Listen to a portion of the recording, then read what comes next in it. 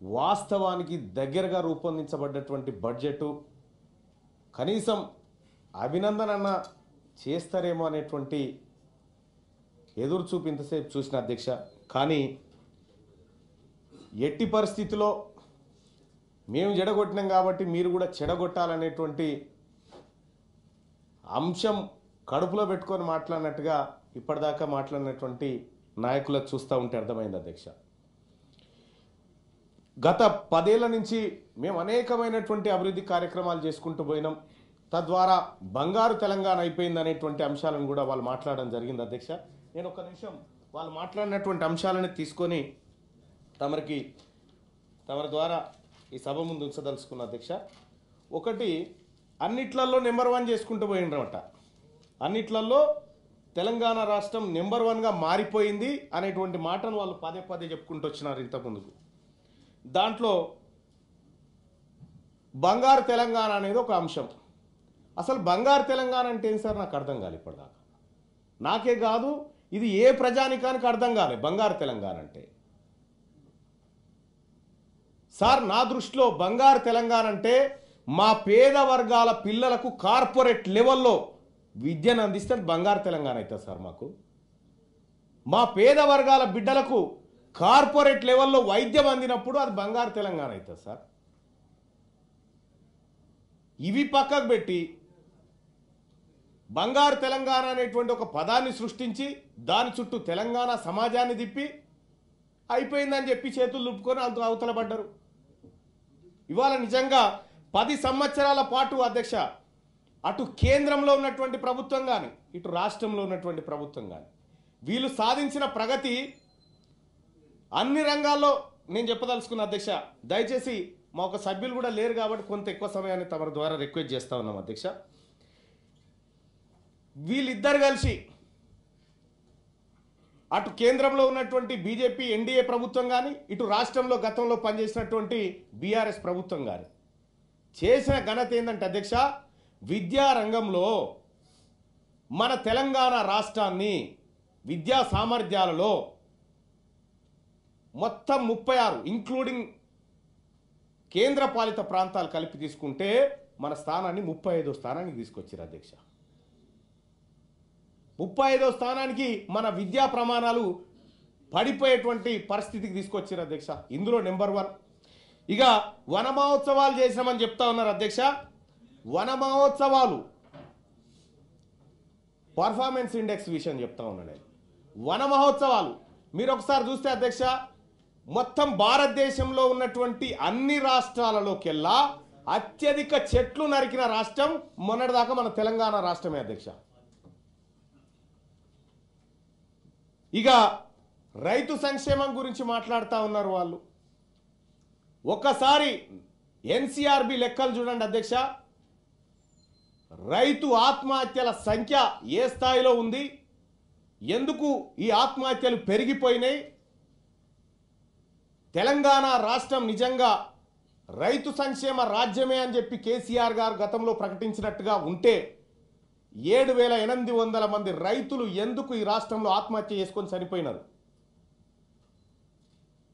ఇవాళ ఈ రాష్ట్రంలో రైతు సంక్షేమాన్ని కాంక్షిస్తూ ప్రజాపాలన ప్రజాప్రభుత్వం వచ్చిన తర్వాత 70,000 పైచిలకు కోట్లను రైతుల కోసం రైతుల సంక్షేమం కోసం ఈ రాష్ట్ర ప్రభుత్వం పెద్దపీట వేసినటువంటి అంశాన్ని మేము ఈ సభ ద్వారా చెప్పదలుచుకున్నాం అధ్యక్ష.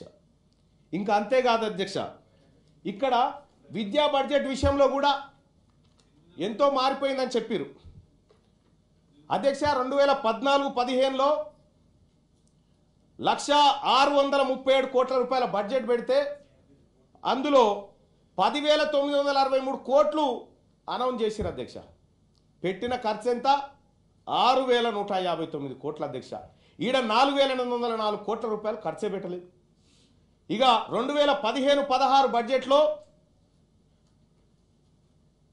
11,261 కోట్లు కేటాయింపులు చేస్తే 622 కోట్ల రూపాయలు ఖర్చే పెట్టలేదు అధ్యక్ష. కనీసం ఇయ్యలేదు నిధులు.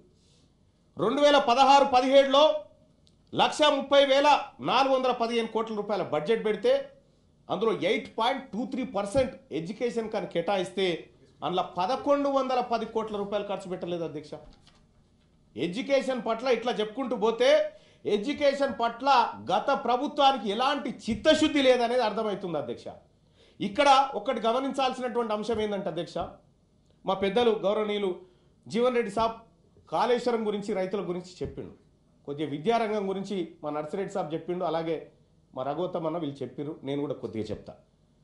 ఇదే గతంలో ఉన్నటువంటి ప్రభుత్వం పేదవాడికి నాణ్యమైన విద్య అందించడానికి నిధులు విడుదల చేయలే పోని, కానీ ఇదే కాంగ్రెస్ పార్టీ ప్రభుత్వం గతంలో విద్యా హక్కు చట్టాన్ని తీసుకొచ్చింది అధ్యక్ష. విద్యా హక్కు చట్టం 2009 సెక్షన్ 12(1)(c) ప్రకారం 25% సీట్లను ప్రైవేట్ స్కూళ్ళల్లో కార్పొరేట్ స్కూల్లో పేద వర్గాలకు ఇయ్యాలనేటువంటి చట్టం చేసింది కాంగ్రెస్ పార్టీ ప్రభుత్వం అధ్యక్ష. దానికి ఫీజులు ఫిక్స్ చేయాల్సినటువంటి బాధ్యత ఆ రాష్ట్ర ప్రభుత్వాలు. దీంట్లో కూడా రాష్ట్ర ప్రభుత్వం గ్రాంట్ ఉంటుంది, 60% నిధులు కేంద్ర ప్రభుత్వం ఇస్తే 40% నిధులను రాష్ట్ర ప్రభుత్వం ఇస్తుంది. ఇవాళ నువ్వు పేద వర్గాల వారికి కార్పొరేట్ తరహాలో ఎడ్యుకేషన్ ఇచ్చే స్తోమత లేనప్పుడు ఆల్రెడీ ఉన్న కార్పొరేట్ స్కూళ్ళల్లో ఈ పేద వర్గాల బిడ్డలను చదివించేటువంటి అవకాశం చట్టం కల్పించిన తర్వాత కూడా గత పాలకులు, గత టీఆర్ఎస్ పార్టీ ప్రభుత్వం ఒక కమిటీని వేసి ఇప్పటి వరకు అసలు ఫీజు రెగ్యులేటరీ కమిషన్ ఏం రిపోర్టే గతిలేదు ఇప్పటిదాకా. ఈ గవర్నమెంట్లో కూడా నేను రిక్వెస్ట్ చేస్తా ఉన్నా, మీ తరఫున రిక్వెస్ట్ చేస్తా ఉన్నా, మీ తరఫున కూడా రిక్వెస్ట్ చేస్తా ఉన్నాం. మాట్లాడుతున్నాం కదా, అది కూడా చెప్తాం కదా, ఎందుకు తొందర ఎందుకు, అది కూడా చెప్తాం కదా, అది కూడా చెప్తాం. కేవలం కార్పొరేట్ కాలేజీలతోటి కార్పొరేట్ వ్యవస్థతోని గత పాలకులు కుమ్మక్కైరు. ఈ ప్రజల పట్ల కన్సర్న్ ఉంది కాబట్టి కాంగ్రెస్ పార్టీ ప్రభుత్వం విద్యా హక్కు చట్టాన్ని తీసుకొచ్చి దాంట్లో సెక్షన్ 12(1)(c) ప్రకారం 25% సీట్లను పేద వర్గాలకు ఇవ్వాలని చెప్పినటువంటిది కాంగ్రెస్ పార్టీ ప్రభుత్వం. ఇది పేద వర్గాల కోసం ఆలోచించిన ప్రభుత్వం కాబట్టి ఇది తెస్తే ఫీజు రెగ్యులేటరీ కమిషన్ వేసి నివేదిక ఇవ్వకుండా జాప్యం చేసి శ్రీ చైతన్య నారాయణలతోని అంటగాగినటువంటి గత పాలకులు ఈ అంశం పైన మాట్లాడే హక్కు వాళ్ళకు లేదన్న విషయాన్ని 100% తొందర ఎందుకు, తప్పకుండా చెప్తాం. ఇవాళ మీ ఇప్పుడు ఎవరు కాగిరన్నది ఇక్కడ అధ్యక్ష వాళ్ళకు సహజంగానే బాధ అనిపిస్తుంది కొంత. ఎందుకంటే వాళ్ళ బాధ చూస్తూ ఉంటే మాకు అర్థమవుతుంది అధ్యక్ష. మీరు చేయలేకనే అధ్యక్ష మొన్న వీళ్ళతో కాదని చెప్పే తెలంగాణ రాష్ట్ర ప్రజలు భావించి మీరు వద్దాయ అధికారంలో కానీ మాకు అప్పచెప్పినారు అధ్యక్ష. ఇవాళ ప్రజలు కూడా అదే చెప్పిరు, మీరు చేయలేరు అనేది ప్రజలు డిసైడ్ అయిపోయి మాకు అప్పచెప్పిరు కాబట్టి మేము మేము ఇప్పుడు అధికార పక్షంలో ఉన్నాం అధ్యక్ష. గతంలో చేసినటువంటి నెంబర్ 1 కార్యక్రమాలు అసలు సచివాలయానికి రాకుండా ఈ దేశంలో గన్ని రోజులు ఉన్నటువంటి స్థానంలో నెంబర్ 1 మన కేసీఆర్ గారే కదండి అప్పట్లో.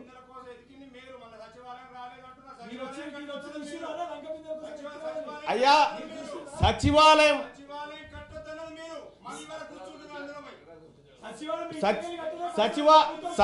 సచివాలయము ఆ తర్వాత ఇంకొక నిర్మాణమైనా కూడా అయ్యా ఏ నిర్మాణమైనా కూడా ఈ రాష్ట్ర ప్రజలకు ఉపయోగపడేటువంటి నిర్మాణాలే.